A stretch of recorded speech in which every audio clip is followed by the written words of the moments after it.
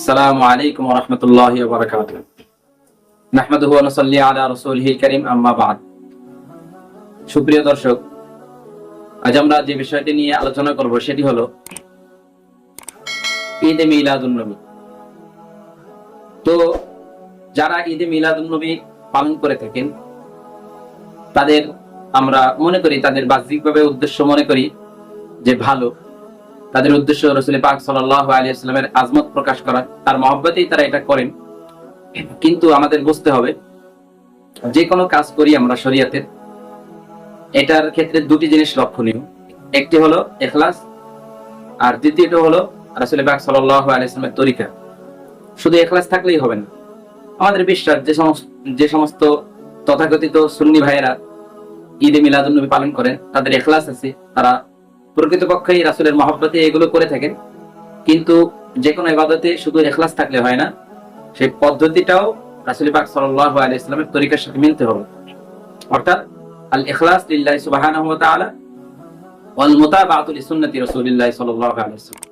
তো এই দুইটি বিষয়ের কোনো একটি অনুপস্থিত থাকলে সেটা আল্লাহ তাআলার দরবারে কবুল হয় না।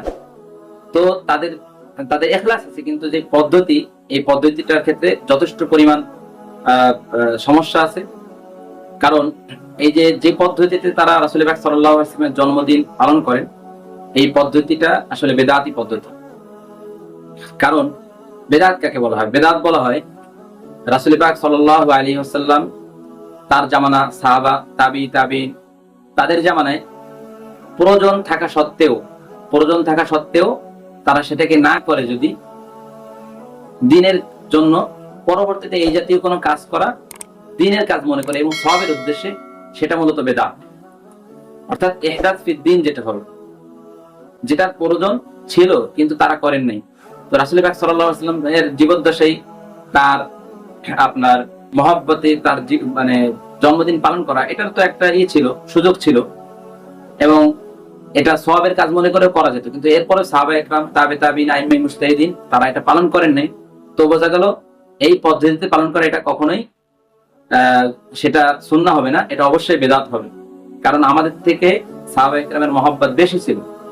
তাদের মহব্বত বেশি থাকা সত্ত্বেও তারা কখনোই এই পদ্ধতিতে, যে তারা বিভিন্ন মিছিল বের করে 12ই রবিউল আউয়ালের দিনে এবং জশ্নে জুলুস করে, কিয়াম ইত্যাদি বিভিন্ন রকম যে আপনার তারা আনুষ্ঠানিকতা পালন করে থাকে, এগুলোর কোনোটি ছিল না রাসূল সাল্লাল্লাহু আলাইহি ওয়াসাল্লামের জামানায়। আর এমনি যে এখন আধুনিক অনেক কিছু তৈরি হচ্ছে, প্লেন, আপনার পাখা ইত্যাদি, এগুলো তখন ছিল না। তো এগুলো মূলত শাব্দিক অর্থে বেদাত হতে পারে, কিন্তু পারিভাষিক অর্থে এটা বেদাত না। আর এটা কেউ দ্বীনের জন্য করে না, সওয়াবের কাজ হিসেবে মনে করে না। অনেক দেখলাম, বিশেষ করে ডক্টর এনায়েতুল্লাহ আব্বাসী, তিনি বিভিন্ন উমদাতুল কারি থেকে দলিল দিয়েছেন যে রাসূল পাক সাল্লাল্লাহু আলাইহি ওয়াসাল্লামের চুল মোবারক, নখ মোবারক, এটা ওমর ইবনে আব্দুল আজিজ তার কাফনের মধ্যে দিয়ে দিয়েছেন। তো এটা দিয়ে দলিল দিচ্ছে। তো এটার সাথে তো এটা মিলবে না, এটা একটা গলত ইস্তেদলাল। এটা উসুলে ফিকহের দুর্বলতার কারণে এই জাতীয় ইস্তেদলাল তিনি করেছেন। কারণ রাসূল পাক সাল্লাল্লাহু আলাইহি ওয়াসাল্লামের জুব্বা মোবারক যে আপনার মুনাফিককে দিয়েছিল, এটার সাথে যদিও এই কাহিনী সত্যি হয়ে থাকে ওমর ইবনে আব্দুল আজিজের, তো এটা রাহিমাহুল্লাহ, তো এটার সাথে এটার মিল আছে। কিন্তু জন্মদিন পালন করা, এটার সাথে কিসের মিল? আর এটার তো তখন সুযোগ ছিল, তারপরও তারা করেননি। আর যাদের জানাশোনা আছে, খোদ যারা তথাকথিত সুন্নি, আসলে অরিজিনাল সুন্নি তো যারা আহলুস সুন্নাহ ওয়াল জামাতের অন্তর্ভুক্ত, তারা তাদের নিজেদেরকে আহলুস সুন্নাহ ওয়াল জামাত দাবি করে। আর কেউ কোনো জিনিস দাবি করলে সেটা হয়ে যায় না, এটা বাস্তবে থাকতে হয়, সেটা ভিন্ন কথা। তো এটা যারা জানাশোনা আছে সুন্নিদের মধ্যে, তথাকথিত সুন্নিদের মধ্যে, তারাও জানে যে আপনার এই যে প্রচলিত যে ঈদে মিলাদুন নবী, এটার সৃষ্টি হয়েছে 7ম শতাব্দীতে। অর্থাৎ আপনার ইরবিল অঞ্চলের শাসক আবু সাঈদ মুজাফফরউদ্দিন, তিনি এটার উদ্ভাবক। এর আগে এর কোনো নজির ছিল না। আর সুন্নিরা দেখলাম অনেকে, তথাকথিত সুন্নিদের মধ্যে অনেকে দলিল দেয়, ইবনে হাজার আসকালানী রাহিমাহুল্লাহ, এরপর জালালউদ্দিন সুয়ুতী, নাকি এনাদের কিতাবে বলেছেন। এটা একেবারেই একটা ডাহা মিথ্যা কথা, এরকম কোনো নজির নেই।